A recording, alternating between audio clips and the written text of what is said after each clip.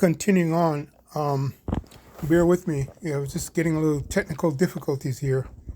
So I'm going to finish up the lesson, right, in regards to pride, hatred. Okay. Right now, I was going to go to the book of Sirach, that is Ecclesiasticus, chapter 12. But before I go there, I'm going to go to the book of Romans, and I'm going to pull out, right, just to show you, right, because we're in the second part of this lesson. We dealt with the pride of life, and we dealt with how we touched on how Floyd Mayweather, based on the video here, how he received his money, his riches, right? And we talked about his downfall, right? How he's falling diligently. He has $13 million left, according to this report, okay? For whatever that's worth, right? So I'm going to go to the book of Romans, the 9th chapter, right? Because now his friends have turned against him, the people that he has made a pact with. So yes, I'm going to go to the book of Romans. I'm getting there. 9 and 13. Bear with me now. All right. Okay, but before I go there, just take another listen here, okay? Just filed a lawsuit saying he got scammed out of $175 million by some guys he trusted, including his close friend, Jonah Recknix, and a few others tied to shady deals. And according to the lawsuit, by the way, TMZ is reporting all this, they tricked him with fake investments, stole cash from wire transfers, lowballed him at $100 million worth of jewelry. He only got back like $13 million, and even made his private jet and other stuff disappear without telling them. But here's the simple news version. Floyd handed over control of his cash and deals to these guys, and now he claims they ripped him off big time. He wants every penny back, plus extra punishment money. Well, here's the funny part, and yes, we are laughing hard at this one. Floyd spent years selling out hard for... Right. So, you heard the report, man. And this is nothing new under the sun. This always happens to these Israelites, these so-called Israelites. Okay? It's a pattern, right? Every one of them, in entertainment, sports entertainment, music, you name it, right across the board. Okay, but the ones that are highlighted are usually in bread and circus, sports and entertainment. All right, so let's finish this off. As it is written, Jacob have I loved, but Esau have I hated. Right? So Jacob and Esau were brothers. So simply put, his brother, who's now his friend, did all that to him. Okay? And it's proven. This guy here, Mayweather, man, he's I think he's a Reubenite, right, from the tribe of Israel. So I mean, it's proven, right? He has already proved his status. He is an Israelite. That's the point. Yeah. So it is written. The Lord says he loves Jacob and he hates Esau. What shall we say then? Right? Is there unrighteousness with our power? Heaven forbid. Are we saying then that our power was unfair? Of course not. Right? Reading down verse 15. For our power said to Moses, I will show mercy to anyone I choose. Anyone I choose. That's the key right there. Right? So the Lord choose the right and he choose the left. Yeah. Okay, he choose both sides. But we're talking about here, let's be clear. We're talking about the right side here. I will show mercy. Right? On this side of the kingdom, he's going to show mercy, and I will show compassion to anyone I choose. Right? So he's going to choose the elect, those, Revelation 14:1, those who follow the Lamb wheresoever he goeth. Right? Hey, starting at the great millstone. Let's start there, the Lord's house. Okay? And all of those whom he has chosen. Okay? All right, so yes. So Yeah, man, but that's the point, though. You get the drift. I just wanted to show a distinction there with Romans 9 and 13 that it's Jacob and Esau, right? But we're going to get a little bit more personal from the scriptures here. Clear. So let's finish it off. Okay, let's finish it off. This is Sirach 12 and 10, and I'm going to start at verse 8. You could, the whole chapter is beautiful. I wish I could read the whole chapter, but it's powerful. There's so much in there. Okay, all right. I'm going to start from verse 6. Okay, and I'm going to blaze, and the point is in actually verse 10. Okay, the point is in 10. I'm going to start at 6. Okay, so it says, "For the Most High," this is Sirach 12 and 10, 12 and 6. "For the Most High hated sinners, and will repay vengeance unto the ungodly." So those people rip him off. Ultimately, they're going to get paid back. Okay, but the payback is going to be seen actually by the elect, whom He has chosen, the ones whom He has chosen. Okay, but this guy's a sellout. So on this side, he's not going to. Hey, listen, if the Lord show mercy to him, so be it if he's of the elect, the Lord's elect whom He has chosen. But we know he's an Israelite. And that's why I'm reading verse 6. Okay, simply put, "For the Lord, the Most High hated sinners, and will repay vengeance unto the ungodly, and keepeth them against the mighty day of their punishment." You see that? Okay, straight.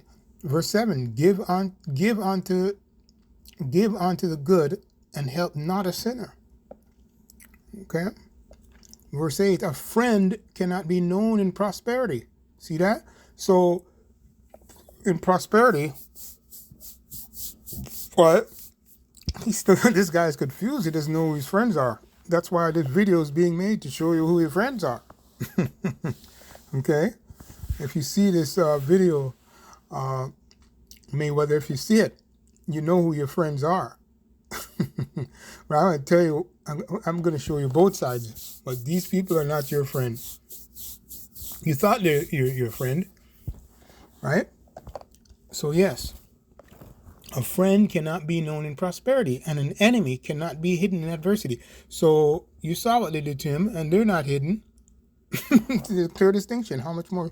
I'm not going to get into it and try to explain anything other than you heard the video.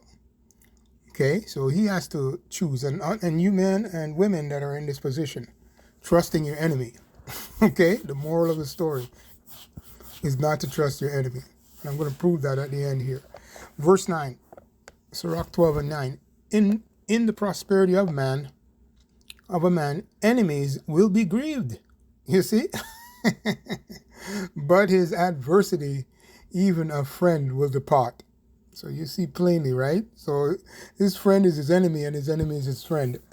And they're pissed off at him. They took what you got, man, because you sold out. You're sleeping with your enemy. Here's the point. Never, I could say this 7 times. Never, 7 times. Trust thine enemy. Never. For as iron rusteth, so is his wickedness. Okay, so hey, when you trust them, you're gonna see it, man. So hey, I'm not sorry for you with what with what they did to you. You deserve it. It's all good, man. Anyway, continuing on, verse 11, Sirach 12:11. I'm gonna read down. It says, "Though he humble himself and go crouching, yet take good heed and beware of him." Right? "And thou shalt be unto him as thou hadst wiped a looking glass." Okay? "And thou shalt know that his rust hath not been altogether wiped away." So it doesn't matter what you do, buddy. Okay, I read the verse already. I should shut the video down. Never trust the enemy. That's the moral of the story. Okay? Never. And once you do it, this is the result. Right? So he came to you like a humbling thing, but this is what he's looking to do. This is your outcome. And all you guys are trusting your enemies. Okay, instead of trusting in Yehovah Hashem Yahushai. Let me read on. Set him not by thee, lest when he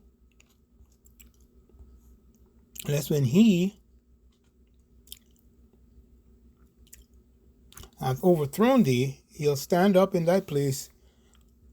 Neither let him sit at thy right hand. Right? Floyd, you did all of these things. Lest he seek to take my seat. Right? Your seat's taken. And thou at the last remember my words and be pricked. All right? So you're never going to be the same, Floyd Mayweather. All right? Who will pity a charmer that is bitten? Right? We don't pity you. Right? With a serpent, or as such, come nigh wild beasts. Right? you came by the beast man, and you trusted the beast man, and he bit you, man. Bite off as much as he can. That's expected. Okay? It says, for a while he will abide with thee, but thou begin to fall, he will not tarry. He's not going to be there with you. Right? You'll never be the same. Verse 16, Sirach 12 and 16, an enemy speaketh sweetly with his lips, but in his heart he imagineth how to throw thee into a pit. Right? And that's only the beginning. Right? You're at the edge of the pit, and you're going to go down in the pit. Unless the Lord have mercy on you. Right? And you got to admit that you're a sinner, and that you if you're set up. Okay? And we're not talking about, confessing with your lips. Okay? Like your enemy. That's all he does. Right? He confesses with his mouth, but not with his heart. His mind is not there. He will weep with his eyes, but if he find opportunity, right, he will not be satisfied with blood. Right? So your enemy, listen, man, you remember your enemy thinks that he's the Most High. Right? He's deceived. He's wicked. He's an abomination. He's going to get you, man. Right? Because the Lord is the one that set your enemy up to be like that. And he told you not to go to him. Right? Your enemy told you, you shall not surely die, man. And he told you, eat of the fruit. Eat of my philosophies. And you eat of it, Floyd. Verse 17, it says, if adversity come upon thee, thou shalt find him there first. Right? Yeah, so he's got his court system and everything set up in place for you when you fall. Right? He's got all the judges. Everybody bowed out, man. Good luck in getting back your money. Let me read that again. If adversity come upon thee, thou shalt find him there first. And though he pretend to help thee, yet shall he undermine thee. All right? You're done. You're toast. Okay? You're with your enemy, rich young ruler. Final verse, closing it off. Sirach 12 and 18. It says, he will shake his head and clap his hands and whisper much and change his countenance. So shall it be. Right? So yes, the moral of the story, never trust thine enemy. As iron rusted, so is his wickedness. Right? The Lord says this. All right? You already know, Floyd, who Esau is, man. I'm not going to tell you who that is. All right? So with that, Lord willing, this video was edifying. Okay? All praises due unto Yahweh, Bashem Yahushai. Double honors to the apostles and elders who rule and teach well in spirit and in truth, and to the men and women who cry and sigh for the abominations that are being done within and without. Israel. He visited the... Right? So with that, I'm going to say shalom.